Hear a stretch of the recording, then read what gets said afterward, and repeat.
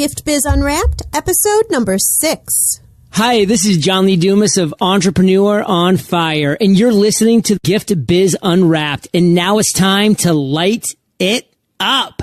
Welcome to Gift Biz Unwrapped, your source for industry-specific insights and advice to develop and grow your business. And now, here's your host, Sue Monheit. Hi, I'm Sue Monheit, and welcome to the Gift Biz Unwrapped podcast. Whether you own a brick and mortar store, sell online, or are just getting started, you'll discover new insight to gain traction and grow your business. And today I have with us Deb Condo.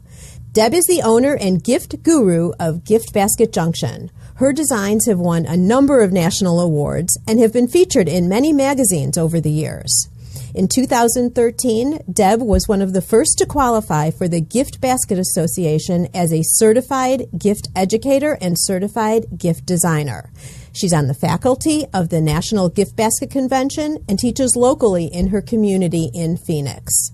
Deb is a contributing author for the gift basket industry book called Fundamentals, a book of basic concepts for your gift basket business. And this month, meaning out right now, is her new book called Foundations, the Gift Basket Design Book. Now, her bio includes a lot about gift baskets, but I can tell you there's even more going on in her life than that. And I'm sure we'll get into it as we go along. Deb, how are you doing this morning?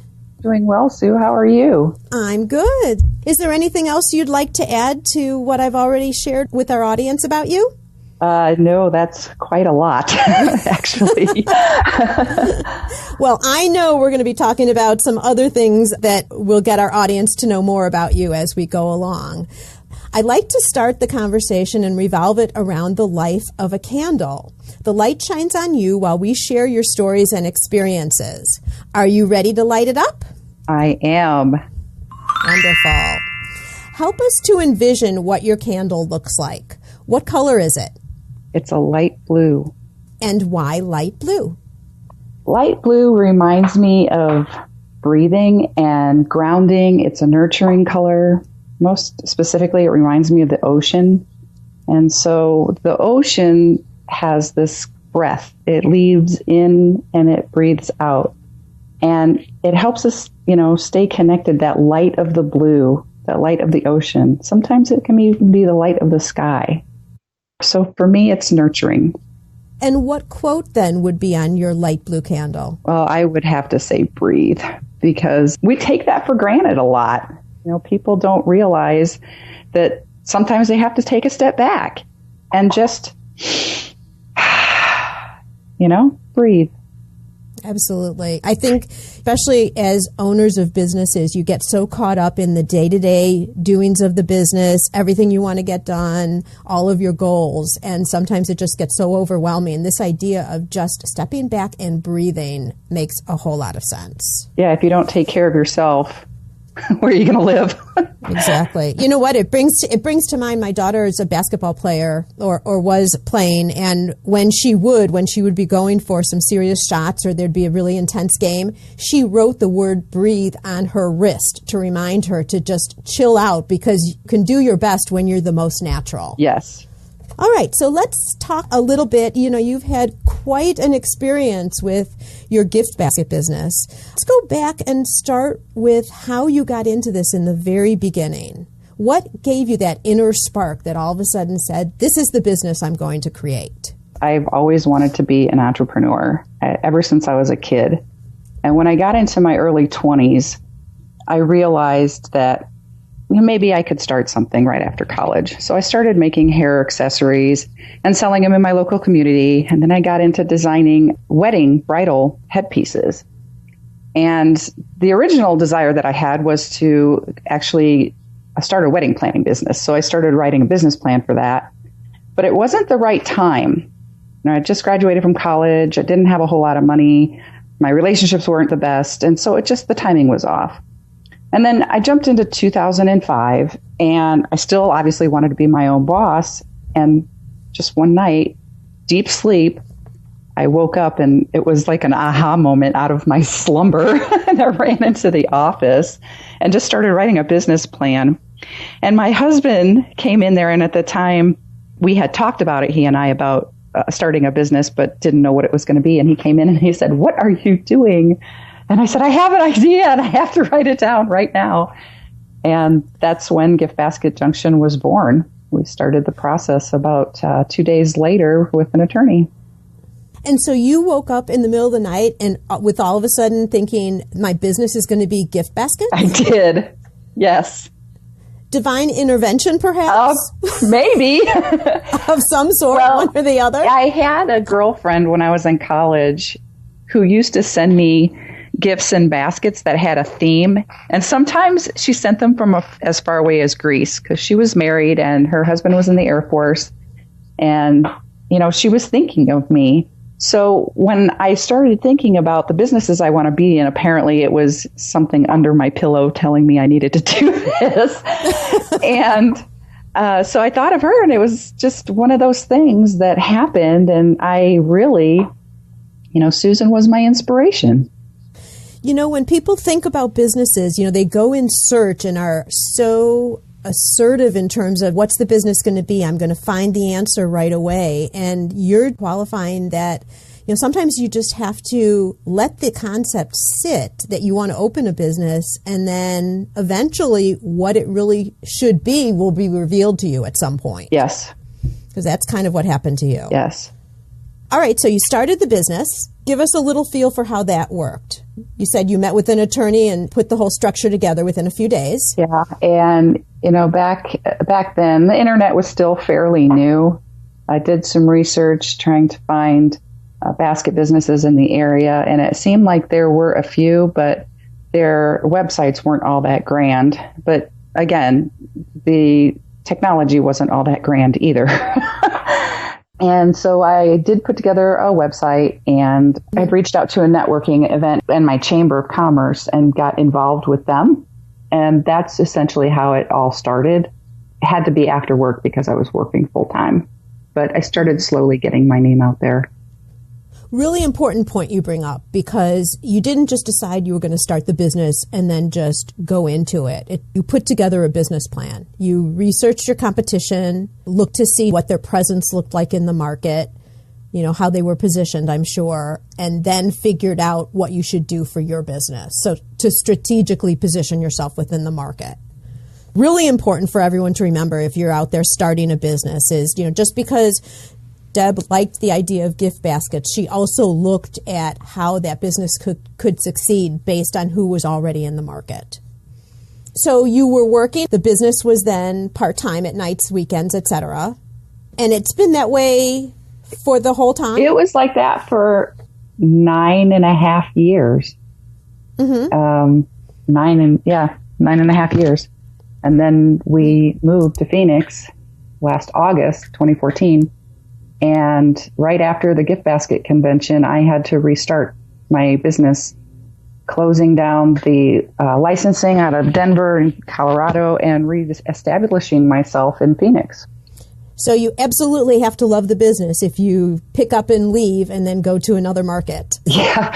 And what I learned the first time, I was able to easily integrate the second time because I knew what to expect and I knew what avenues to follow through. So if I were to start a different business completely, didn't have to be gift baskets, I would know where to go. Using my small business experience with the gift baskets has helped me realize the technology that's out there and the people that are willing to help you. And so if it's a federal thing or a state thing, you can find the websites through your local community. You can give them a call and ask them, what you need for licensing and how to go about the whole tax structure. There's a lot more to it than just making a basket. Small business is what drives America, and you want to do it right. Let's talk a little bit about when things weren't so great. When was a time, and give us a specific example of when that inner flame of the business, the passion that you had, wasn't so bright? A rough time that you went through, and how did you overcome it? I have had the passion, but always be aware of the negativity of others. I will say that, whether it's a family, a friend, or just other businesses, or even in the community. My biggest struggle was, like I said, getting my name out there. I was working in corporate America full time when I started my business. And so the only times I could go out and network were really early in the morning and right after work.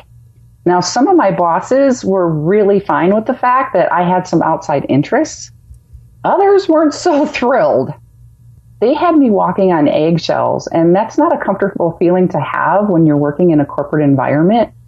So I had to be really conscious about what I said and what I did and how I talked about my interests outside of work. And that's not really fair, because if your folks at work like you as a person and they want to see you grow, you would think that they would want to see you grow in all aspects of your life, not just under one roof of a corporate environment.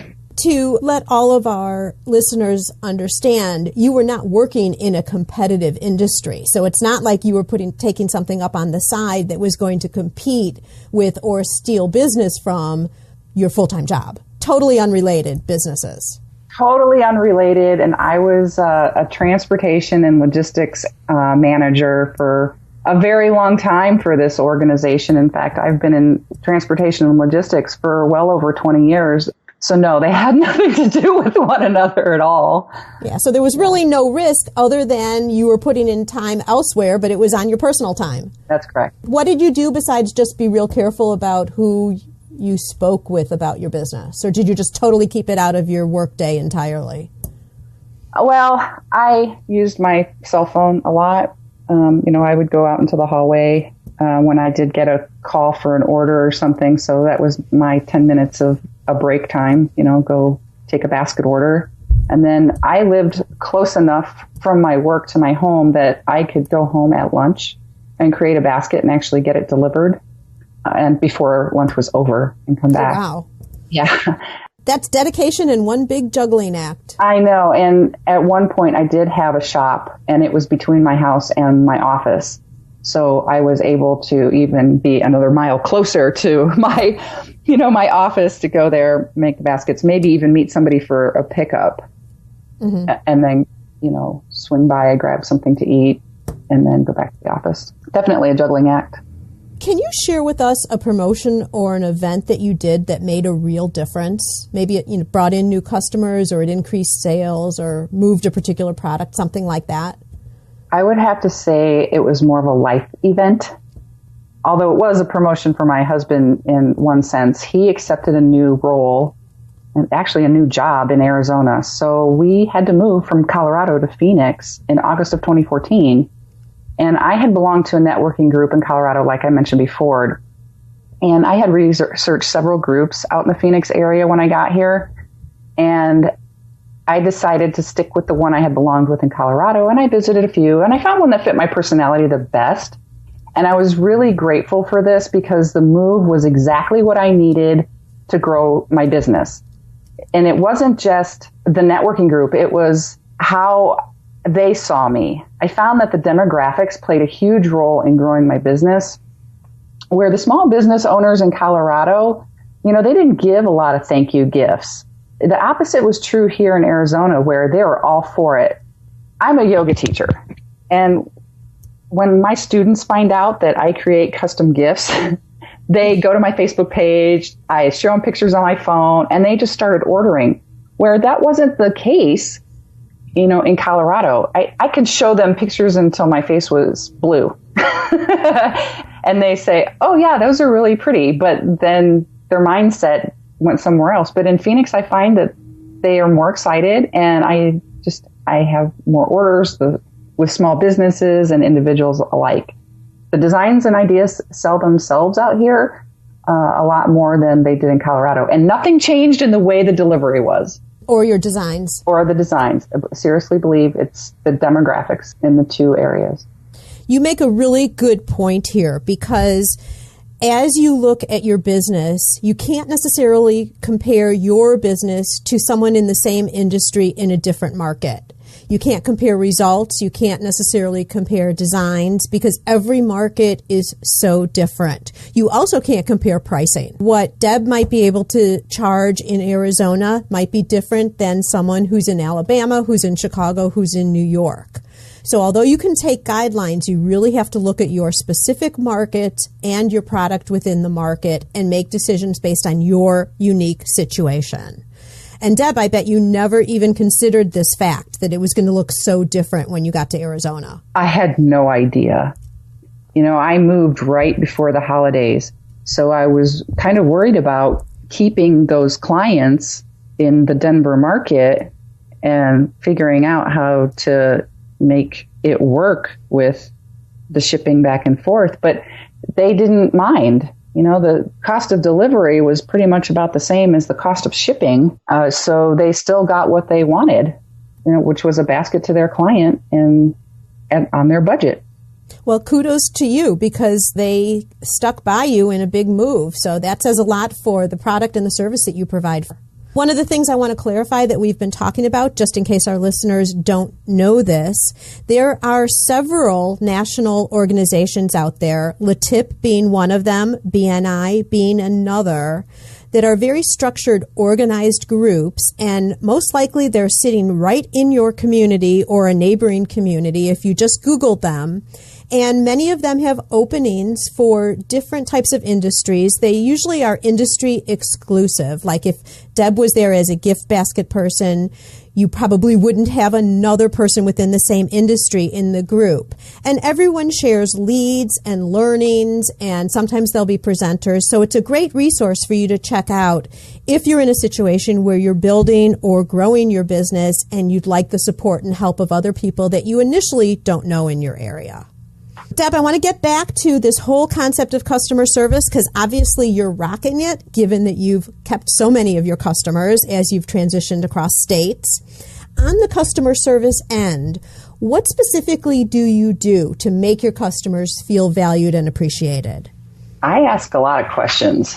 When my recipient is sick, or they find out that they're going to have a baby, something like that, the buyer wants something specific. And they may not think that they want something specific until I start asking them. Almost everything I do is custom. If you look on my website, much of that stuff is drop shipped.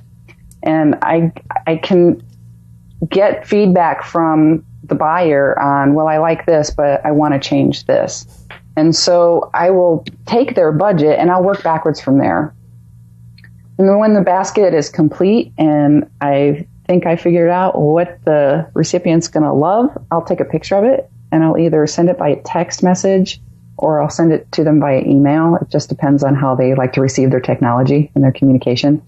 And then if I'm delivering it myself, I'll do the same thing. I'll send them an email or a text to tell them that it delivered. And then depending on where it's going, and if they require shipping, tracking, whatever, I will give that to them. But usually I can get the tracking information comes to my phone and it gives me an update that it delivered. And usually I can just tell them right away, hey, this delivered. And they really appreciate that. Mm-hmm. I bet the pictures too. I mean, that's a really nice touch, because so many times, even like if you order flowers, if you order gift baskets, you just have to assume that what you're sending them is going to look how you imagine it in terms of what you ordered. And especially if you're doing custom, taking a picture of that specific basket and sending it on is really unique. I love that idea. Well, the buyer, will look at it and go, oh my God, that's way more than I expected, which is a really that's what you feeling. want. Yeah. Yeah. Fabulous. Okay, we're going to move now, Deb, into our reflection section. This is where we take a look at you and see what's helped you along the way with your success. What is one trait for you that just comes naturally that you say has helped you to succeed? Determination. You have to stay positive in the face of adversity. My dad always told me when I was a kid that you get up when you fall down. And now I've been in sports since I was a kid, and the last 5 years have been really trying. I could tell you horror stories, but it's always been about the determination. Deb, I want you to tell us one horror story. Will you? Sure. Go for it. All right. I'm an Ironman athlete, and I've done 5 in the last 4 years. And yeah, the last couple, actually, it seems like every one of them have some kind of horror story in them. But it's the body, and I tell you, take care of it where you're going to live. When the body starts to give you feedback and you're in a situation like finishing a 140.6 mile race, it comes down to the determination and it comes down to the breath. To just breathe, determined to get through it, through the aches and pains, whether the knees hurt or the feet hurt or the back hurts. The brain doesn't hurt. It's that ego that probably hurts more than anything else, and you just push through. The brain doesn't hurt. The body hurts a lot, but you're determined to get past that, Again, staying positive in the face of adversity. Yeah, so your example is really more from the physical end. I couldn't even do a quarter of what you do physically, that's for sure. But then you just apply that same determination to your business too, it sounds like. Yes. What tool do you use regularly to keep productive or to help create balance in your life? Well, that's easy. Yoga. As I mentioned earlier, I'm a teacher, have been for the last 2 years, been practicing yoga for probably 5. I always tell my students at the end of our session that to find peace in the world, you must first understand your body, because we have to understand where we are as beings in space. And I don't mean aliens, where we are and how we take up space. And when we breathe and actually focus on the breath, we calm the mind and we calm all the chaos. The postures are secondary. Breathing is just a simple task that people take for granted, just like we talked about with the candle and the quote. If you take care of yourself, everything falls into place. But if you don't take care of yourself, think about this. Where would you live? I remind my students to let go what doesn't serve them. So whether it's a negative energy, a thought, a conversation, maybe it's a friend or who you thought was a friend or an acquaintance. And, social media can sometimes play a big role in who you thought your friends were. But you want to move to your passion. And moving in that passion, you have to breathe. I heard this quote once. I may have read it somewhere many, many times. And I don't know who it's by, but it says, yoga is not about touching your toes. It's what you learn on the way down. And so in your business, it's not about making a whole bunch of money. It could be, but it's who you learn to be while you get there. So you take those experiences and you learn who you are. Really powerful. You're right. It's the journey. It's not the destination, it's the journey. I love what you've been talking about, Deb, because throughout this whole conversation, there's just one general theme, and that is breathing and determination and staying calm through chaos. And, the yoga and all of that kind of spiritual-ish, but physical, body physical things to help you be as strong as you can, because everybody knows, when you're starting a business and you're having a business for the long haul as you have, it is taxing. And the way you've approached it is always calm, take a step back, breathe, figure it out, and carry on. Yeah, you have to take care of yourself when you're, in a business, because if you don't, the business is going to fall apart. Right. If you're stressed, that conveys out into your business, and customers don't want to work with a stressed individual. They want their experience, their buying experience, to be easy and simple. And if you are calm and relaxed and you make it simple for them, they'll keep coming back. Really good insight. Deb, let's talk about your book. Give our listeners just a little bit of an outline in terms of what your book is like so that they understand. Well, I believe that anybody can make a gift basket. But to be a gift basket designer, you have to have the personal touches and give the wow factor. I mean, anybody can put stuff in a basket and call it a basket. There's no denying that. But what I do is I help the reader understand how to bring up the wow factor, how to make things appear more valuable than maybe what's inside. So turning, a bag of pretzels into something really cool. And I know that sounds funny, but It's what we're trying to convey as, sellers, as retailers, that we want you to buy this, and we have to give them a reason to want to buy it. So would this be a good resource if someone has a chocolate shop or some other type of gourmet product or crafting product that they would want to package into gift baskets and present them? Would this be a good guideline in terms of how to build it and make it a professional presentation? Yes. So I start from the basics, and then we build from the ground up. That's why I called it foundations. In order to build, you have to have a solid foundation. So if it's a house, you have to have, the concrete. If you have a basket, you have to have, or a gift basket, you have to have the basket and the correct foundation so that your stuff doesn't fall over. When you build a house, you don't want the walls to fall over. So when you build a basket, you don't want your design to fall over. And I talk about building it from the ground up and then finishing off with wrapping in a bow. Well, if this is something that you're interested in, again, Deb's book is called Foundations, the Gift Basket Design Book. And I'll have a link to it over in the show notes page at giftbizunwrapped.com. Do you have another book that you think our listeners would find value in? I just recently read Wild by Cheryl Strayed, and I had no idea it was going to turn into a movie. But Cheryl Strayed was one determined young lady, and she learned a lot about herself in the goal that she had for herself. She had to concentrate on her body and her thoughts, and her goal was huge. The Pac Northwest, that trail from California all the way north. And it took a lot of courage for her to get into that hike and that goal. And too often we give up on things when they get difficult.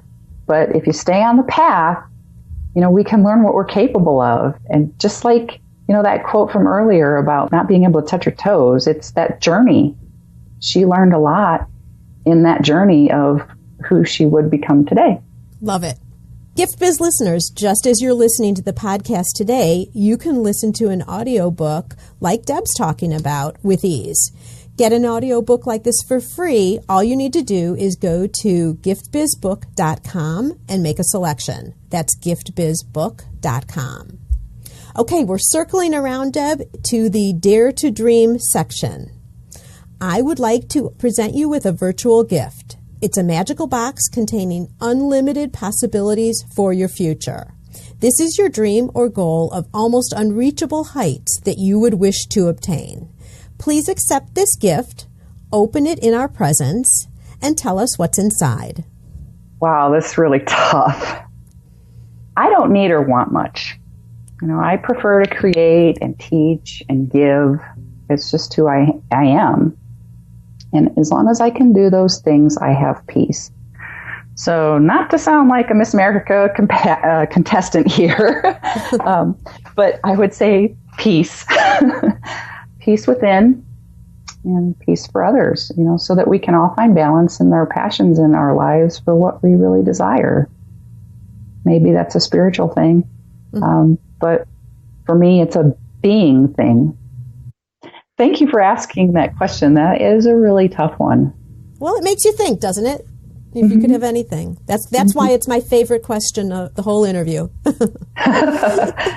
So, Gift Biz listeners, if you did not catch any of the things that we've talked about, remember you can just jump over to the show notes. I'll have links and a lot of information over there for you, and you can reference all of that at giftbizunwrapped.com. Deb, if anyone wanted to get in touch with you, what would be the best way for them to do so? Deb at giftbasketjunction.com. Wonderful. And that's where they can see all of your gift baskets as well, I presume. Yes, at giftbasketjunction.com. Yeah, unless they're doing a super custom one, at which point they probably will need to call you. Yeah, they'll have to go to Facebook and look. But yeah. I can be reached just about anywhere if you just look it up.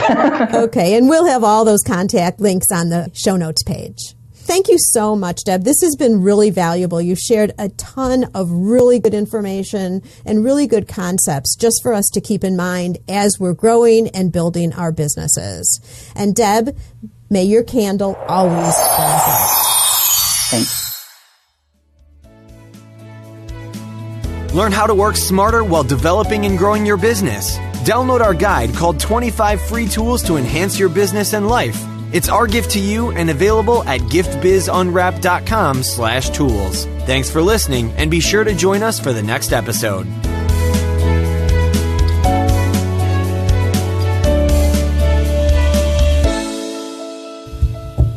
Would you like to be on the show? Or do you know someone who can provide valuable insight from their experiences? If so, we'd love to hear from you. All you need to do is submit a form for consideration. You can access the form at giftbizunwrapped.com/guest. That's giftbizunwrapped.com/GUEST. Today's show is sponsored by the Ribbon Print Company. Looking for a new income source for your gift business? Customization is more popular now than ever. Brand your products with your logo, or print a Happy Birthday Jessica ribbon to add to a gift right at checkout. It's